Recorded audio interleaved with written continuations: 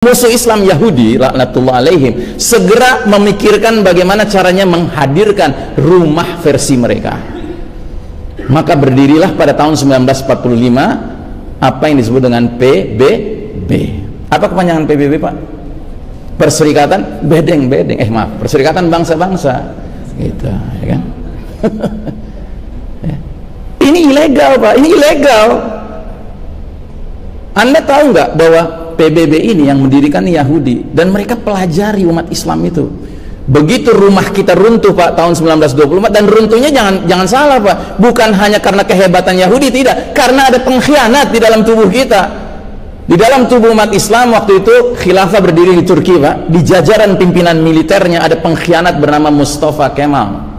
Mustafa Kemal ini laki-laki muslim tapi berdarah Yahudi. Sejak kecil banyak belajar sama guru Yahudi. Setelah dewasa belajarnya ke Perancis, ke Eropa. Pulang dari sana dia menghimbau umat Islam, hai umat Islam, kalau kita mau maju nggak ada jalan lain, kita harus melakukan modernisasi.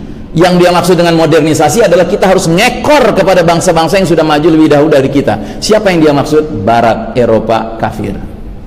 Bahkan dia menganjurkan umat Islam tinggalkan ajaran Islam yang sudah out of date, sudah ketinggalan zaman, dan termasuk kita harus tinggalkan kehidupan bermasyarakat bernegara kita yang sudah berlangsung ribuan tahun yang bernama khilafah tadi, diganti dengan apa? Diganti dengan sistem negara modern, sekuler, berfaham nasionalisme. Dan karena ini terjadi di jantung kepemimpinan umat di Turki waktu itu, maka efek dominonya berlangsung kemana-mana ke semua negeri muslim lainnya, tanpa kecuali negeri yang kita cintai karena Allah bernama Nusantara ini. Makanya saya suka heran, kenapa umat Islam di Palestina dibantai, kemudian umat Islam di negeri lain teriak-teriaknya ke PBB, tolong dong PBB diurus. Mana mau diurus, Pak? Emang punya urusan mereka dengan itu? Nggak punya urusan mereka dengan itu, kufar. Ini yang mimpin dunia hari ini, Pak.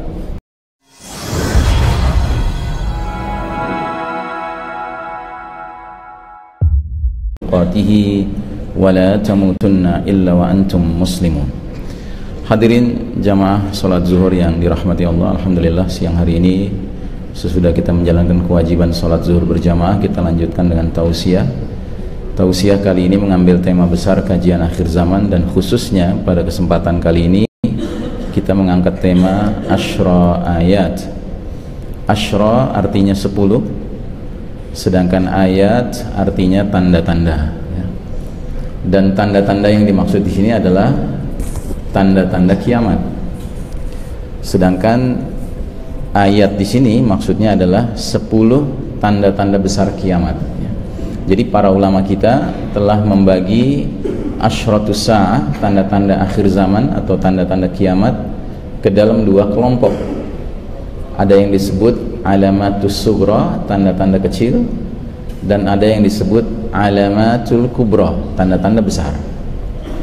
Tanda-tanda kecil jumlahnya sangat banyak, sedangkan tanda-tanda besar jumlahnya hanya 10. Tanda-tanda kecil diawali dengan tanda kecil yang paling pertama, yaitu diutusnya Nabi Muhammad sallallahu alaihi wasallam.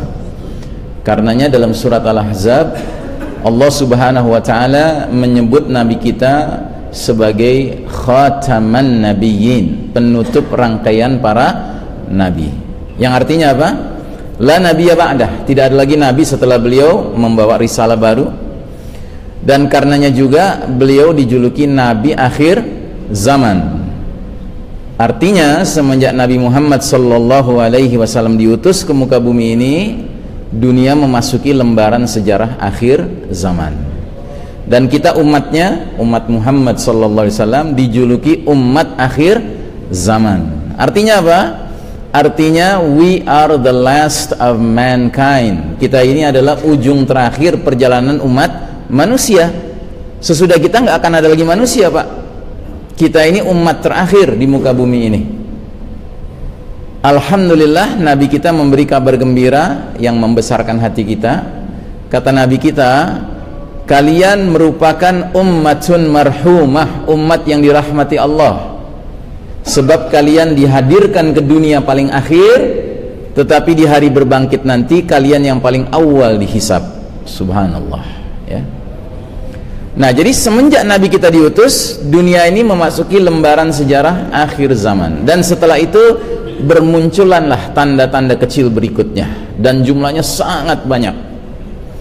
Karenanya tanda-tanda kecil ini dikatakan merupakan tanda-tanda yang datang lebih dahulu, untuk membedakannya dengan tanda-tanda besar. Kalau tanda-tanda besar yang jumlahnya 10 datang belakangan, ketika kiamat sudah dekat sekali akan terjadi, ya. Tapi jangan salah, tadi saya katakan bahwa tanda-tanda kecil umumnya datang lebih dahulu. Kalau dikatakan umumnya datang lebih dahulu, berarti ada dong tanda kecil yang datang belakangan, walaupun tidak banyak. Nah, diantara tanda-tanda kecil yang datang belakangan, misalnya apa? Zuhur al-Mahdi, hadirnya al-Mahdi, ya. Al-Mahdi ini bukan nama seseorang.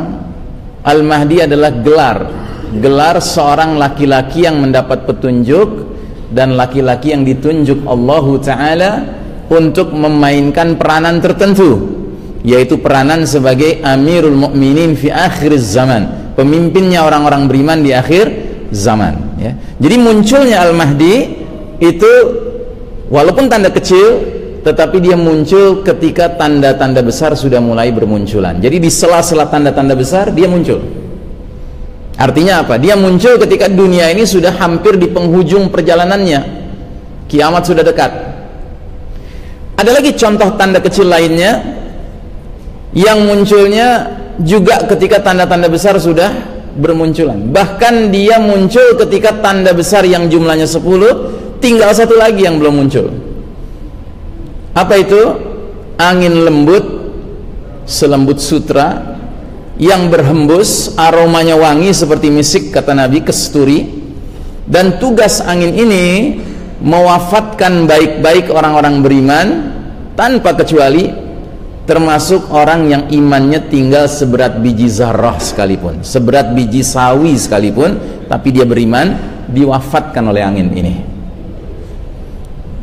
Nah, setelah semua orang beriman wafat, maka di muka bumi ini masih ada manusia, tetapi kata Nabi, yang tersisa adalah syirarin nas, manusia-manusia yang paling buruk, manusia-manusia yang paling jahat, orang-orang kafir 24 karat. Mereka melakukan aneka kemungkaran tanpa batas, sampai merekalah yang akan mengalami tanda besar yang terakhir, yaitu api keluar dari Yaman, menggiring mereka ke tempat berkumpul. Di sanalah mereka mengalami dahsyatnya peristiwa kiamat, ya. Nah, jadi angin lembut ini walaupun muncul belakangan sekali, tapi dia bukan tanda besar, dia tanda kecil, ya. Baik, kemudian tanda-tanda besar yang 10 ini apa ciri-cirinya? Pertama, cirinya adalah munculnya ketika dunia sudah mendekat sekali dengan terjadinya peristiwa dahsyat kiamat. Kemudian yang kedua, cirinya berjumlah 10 tertentu, ya, jumlahnya 10 tertentu.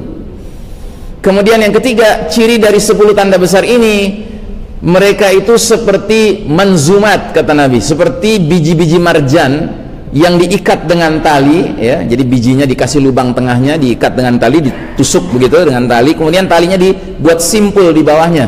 10 biji ini diam, begitu. Nah, jadi begitu simpulnya dibuka atau digunting, maka biji pertama jatuh akan diikuti dengan biji kedua, ketiga, keempat, sampai ke 10 dengan cepat. Jadi artinya kalau tanda-tanda besar ini sudah muncul yang pertama saja, maka yang kedua sampai ke 10 akan bermunculan dengan cepat.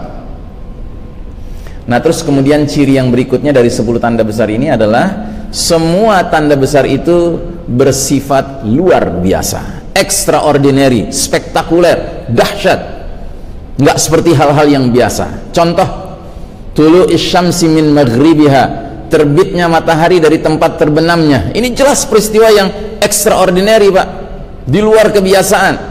Matahari selama ini setiap pagi terbit dari timur, tiba-tiba pada suatu hari semua manusia terkejut, matahari tahu-tahu muncul dari arah tempat tenggelamnya, dari barat. Yang kata Nabi, ini pertanda di langit bahwa pintu taubat sudah tertutup, ya. Kalau orang mau bertaubat ketika matahari sudah keburu terbit dari barat, too late, terlambat, nggak akan diterima taubatnya. Ini contoh. Kemudian contoh lain lagi, dabbatul ard, binatang melata yang keluar dari perut bumi, yang di dalam Al-Quran bahkan dikatakan binatang ini berbicara dengan manusia.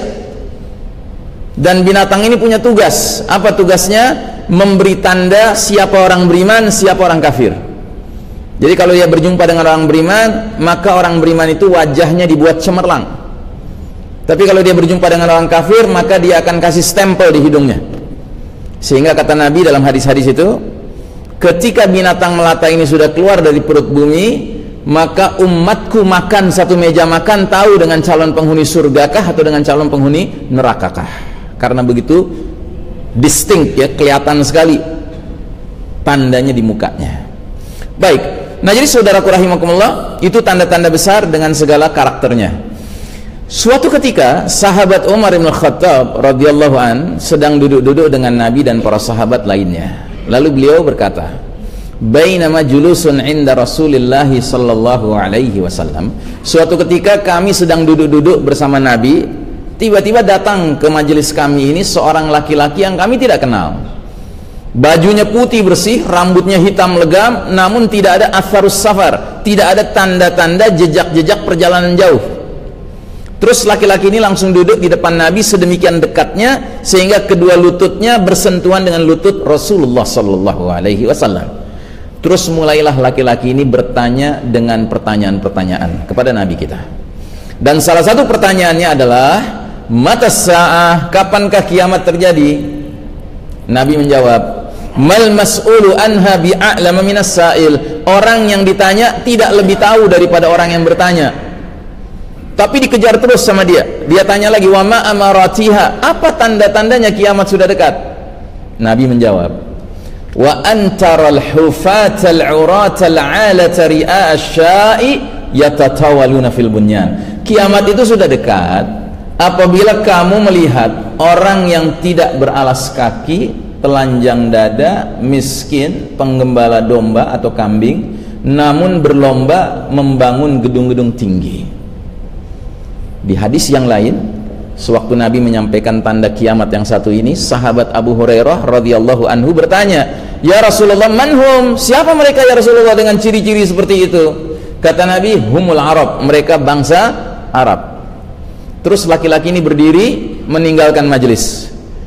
Kemudian Nabi bertanya kepada Umar yang duduk di sampingnya, ya Umar, tahu kamu siapa laki-laki tadi? Kata Umar, Allahu wa rasuluhu a'lam, Allah dan Rasulnya lebih tahu.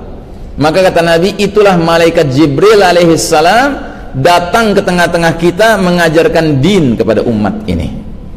Subhanallah. Coba perhatikan, Nabi ditanya malaikat Jibril, apa tanda kiamat sudah dekat? Kata Nabi, jika bangsa Arab sudah mulai berlomba membangun gedung-gedung tinggi. Let's see the tallest buildings in the world. Mari kita lihat gedung-gedung tertinggi di dunia hari ini. Hari ini gedung tertinggi di dunia bentuknya seperti ini, namanya Burj Khalifa, ketinggiannya 828 meter. Adanya di kota mana, Pak? Dubai.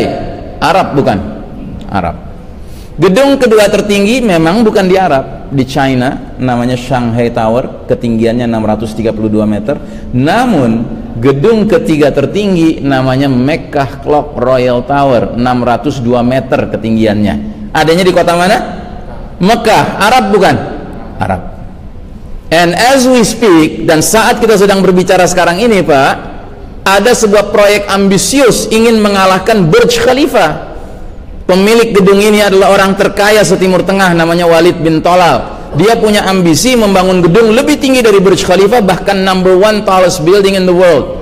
Ketinggiannya berapa? 1 kilometer, Pak. Nah, kalau Anda lihat maket gedung ini, Pak, lantai-lantai atasnya rencananya melewati awan, Pak. Ya. Namanya Kingdom Tower. Adanya di kota mana? Siapa yang tahu? Di Jeddah. Ya. Arab bukan? Arab. Ini udah dahsyat, Pak. Sampai di sini aja udah dahsyat. Ternyata ada yang lebih dahsyat lagi, Pak. Ini belum selesai. Ada pihak lain lebih ambisius ingin mengalahkan lagi ini. Dia punya rencana bangun sebuah gedung ketinggiannya 1 km plus 1152 meter. Belum disebut namanya, tetapi kota tempat akan didirikannya sudah ditetapkan. Di mana? Di Basrah, Irak Selatan. Arab bukan? Arab. So, welcome to reality. Selamat datang kepada kenyataan bahwa Anda, saya, kita semua yang duduk di sini, Pak, merupakan bahagian dari umat Muhammad sallallahu alaihi wasallam yang sedang menyaksikan dengan mata kepala kita sendiri bahwasanya bangsa Arab sedang berlomba membangun gedung-gedung tinggi, yang artinya apa? La'alla sa'ata takunu qaribah. Boleh jadi kiamat sudah dekat. We got to prepare. Kita harus menyiapkan diri, Pak. Jadi hari ini, Pak, gedung tertinggi bukan di Amerika, bukan di Eropa, bukan di Jepang, di Arab. Dan mereka masih terus sibuk berlomba membangun gedung-gedung tinggi. Karenanya para pengamat akhir zaman condong berkeyakinan kondisi dunia modern dewasa ini praktis hampir semua tanda-tanda kecil yang begitu banyak jumlahnya sudah bermunculan, dan kita patut khawatir bahwa kita sekarang ini berada di ambang menjelang munculnya tanda-tanda besar, ya. Sebab tanda kecil sudah banyak sekali yang muncul. Ini hadis pertama. Hadis ini sering disebut hadis Jibril, Pak. Diletakkan di dalam kitab Arba'in An-Nawawi, kitab 40 hadis kumpulan Imam Nawawi, hadis nomor kedua. Hadis yang kedua kita akan bicarakan yang terkait dengan tema kita adalah hadis yang sering saya sebut roadmap, peta perjalanan umat Islam, atau hadis periodisasi. Nabi meringkas sejarah umat Islam ke dalam 5 babak, 5 periode, dan babak demi babak kata Nabi berganti seiring dengan bergantinya karakter pemimpinnya. Ini hadisnya, ini terjemahannya langsung. Kalian akan mengalami babak pertama kata Nabi, namanya babak an-nubuwah, babak kenabian, selama masa yang Allah kehendaki. Kemudian ketika Allah berkehendak, babak kenabian, babak pertama itu pun berlalu. Kenapa disebut babak kenabian? Karena generasi awal umat Islam langsung dipimpin oleh Nabi Muhammad sallallahu alaihi wasallam, pemimpin terbaik sepanjang sejarah umat Islam, bahkan sepanjang sejarah umat manusia. Karena apa? Karena Nabi kita dijuluki Sayyidul Anbiya wal Mursalin alaihi wassalam, penghulunya para nabi dan para rasul. Tentunya kalau dia jadi pemimpin, ini pemimpin terbaik sepanjang zaman. Nggak lama berlangsungnya, Pak. Nabi diangkat menjadi nabi usia 40, wafat pada usia 63. Berarti babak kenabian hanya berlangsung 23 tahun. Nggak lama. Dengan pembagian 13 tahun masih berjuang keras di Mekah sebelum hijrah dalam kondisi tertindas, terbatas, minoritas, ya. Sementara 10 tahun sisanya hijrah ke Madinah, pelan tapi pasti mengalami supremasi, keunggulan, sampai akhirnya mampu membebaskan seluruh jazirah Arab di bawah kepemimpinan tauhid, di bawah kepemimpinan Al-Quran, di bawah kepemimpinan Nabi Muhammad sallallahu alaihi wasallam.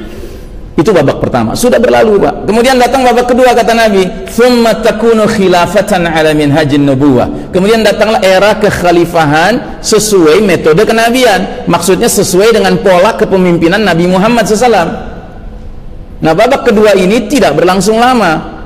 Waktu Nabi masih hidup, Nabi sudah perkirakan, Nabi katakan, setelah aku wafat akan muncul para khalifah 30 aman, 30 tahun. Wa ba'da dzalika al-muluk, setelah itu kerajaan-kerajaan. Dan memang benar, setelah Nabi wafat, umat Islam generasi awal dahulu itu memiliki para pemimpin yang terbaik setelah Nabi wafat.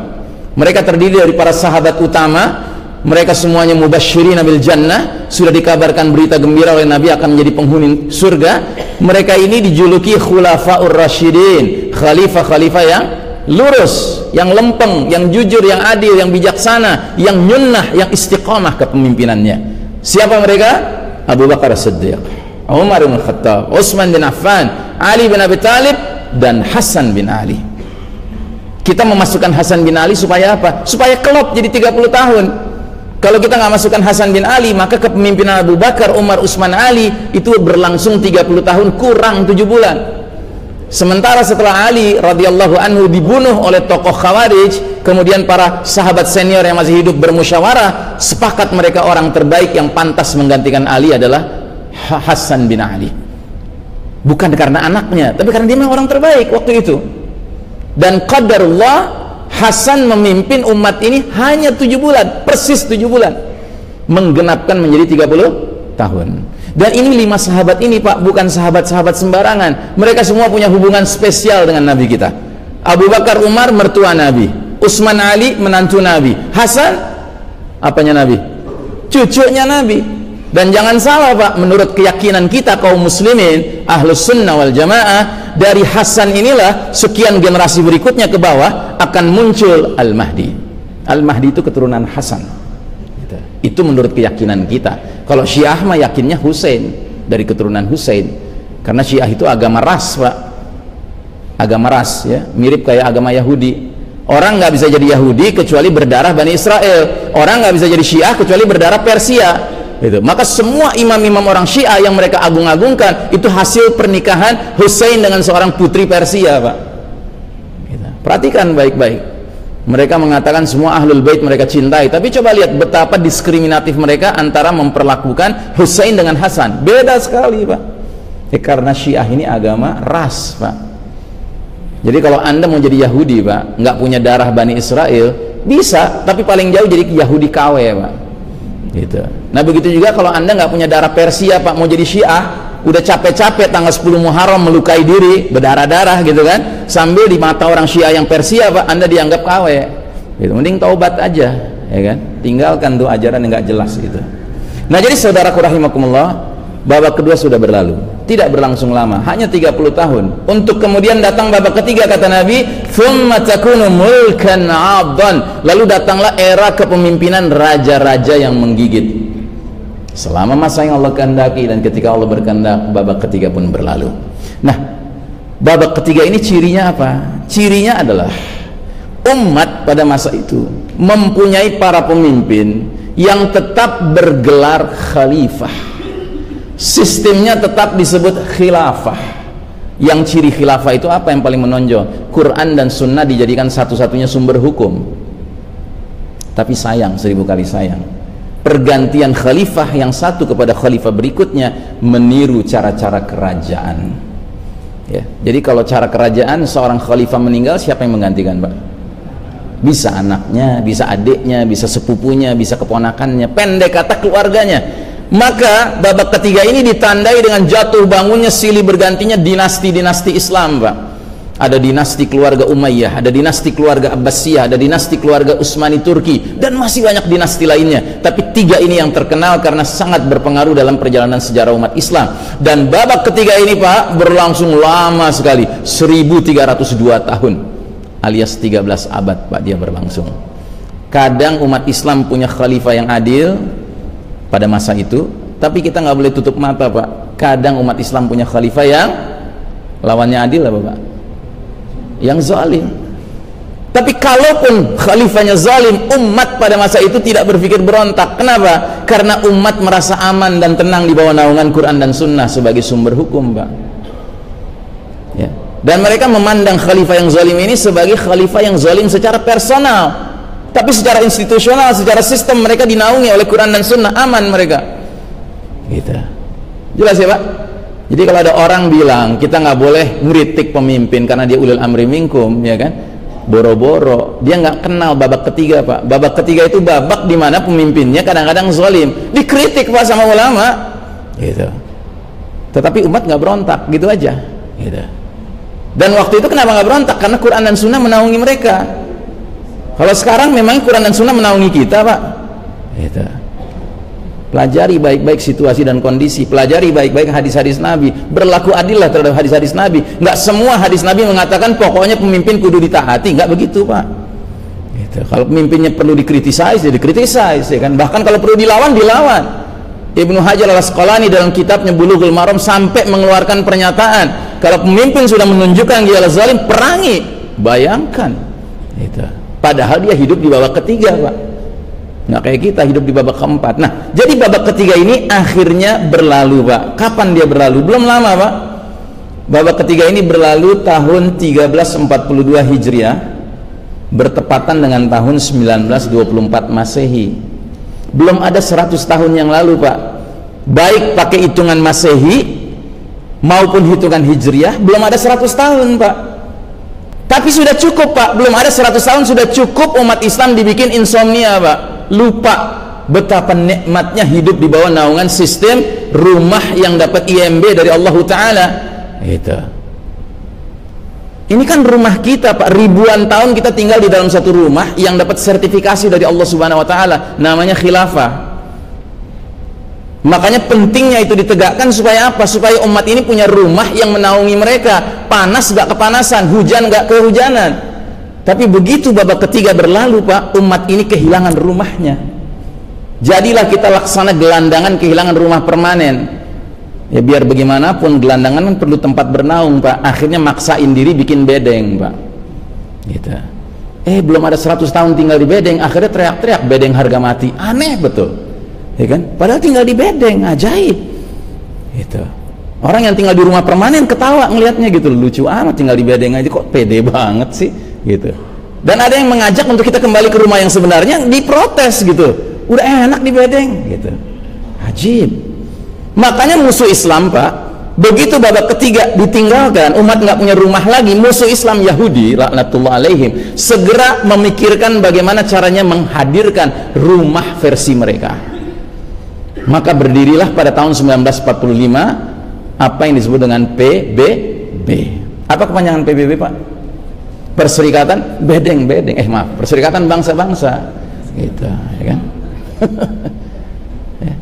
Ini ilegal Pak, ini ilegal.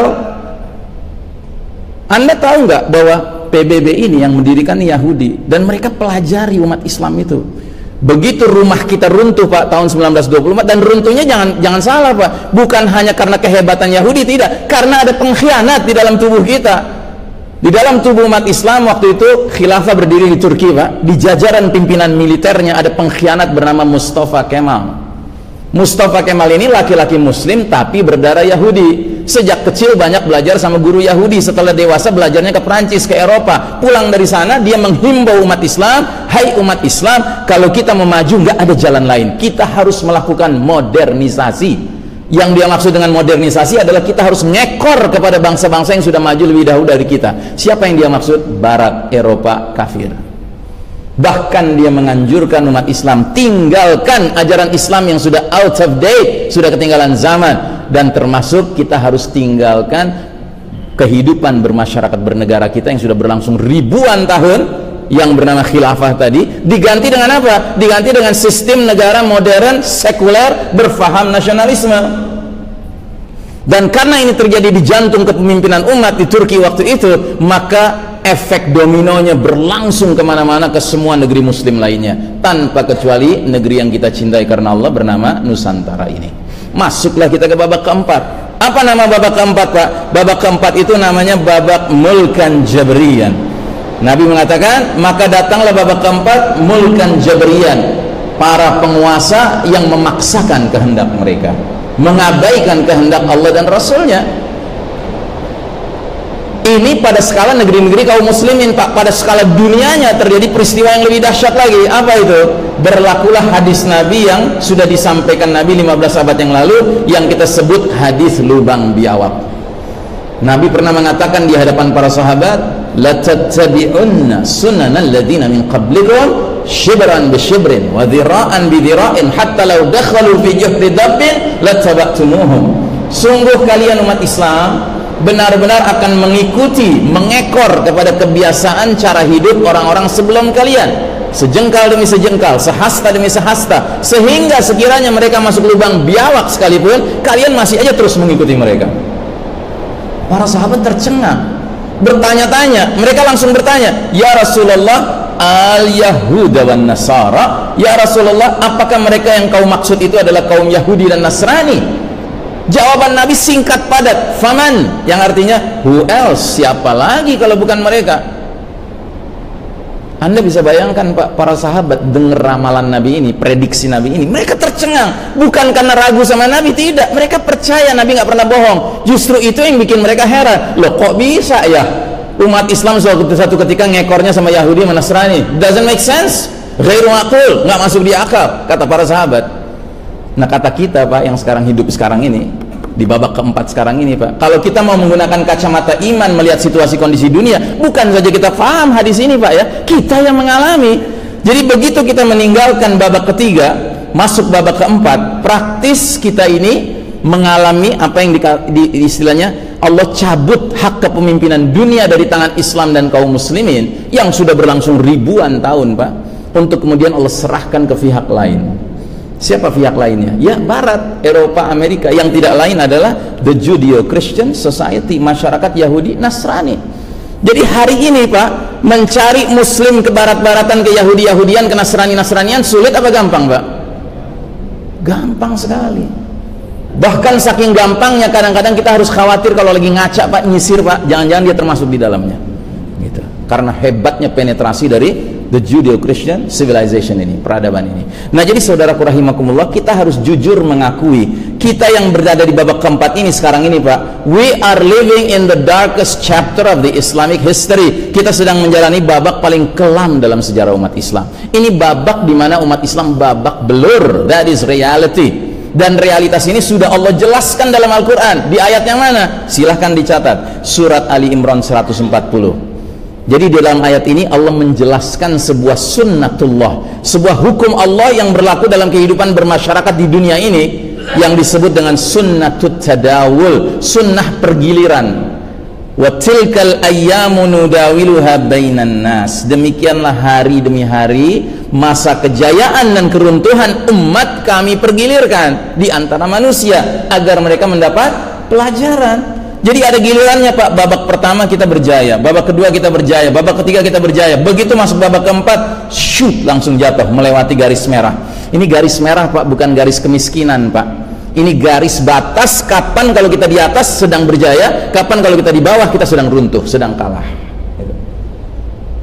Di babak pertama kita berjaya Pak, Nabi yang mimpin kita. Itu pun dengan catatan, ingat ya, babak pertama side B. Setelah di Madinah, waktu side A kita juga lemah Pak. Masih di Mekah, Nabi dan para sahabat itu minoritas, tertindas, ya, terbatas ruang geraknya, tiap hari mengalami kriminalisasi, marginalisasi, penzoliman, sebagaimana kita sekarang mengalami itu Pak. Cuman yang membedakan apa? Skalanya. Dulu Nabi dan para sahabat skala penzolimannya skala kota Mekah, atau paling jauh skala Jazirah Arab. Tapi hari ini skala penzoliman pada umat Islam skalanya apa Pak? Skalanya apa? Dunia. Kenapa? Karena rumah ilegalnya berskala dunia Pak. Dulu rumah ilegalnya berskala lokal. Jadi bisa dikatakan kita lebih berat Pak tantangan kita daripada Nabi dan para sahabat dahulu kala.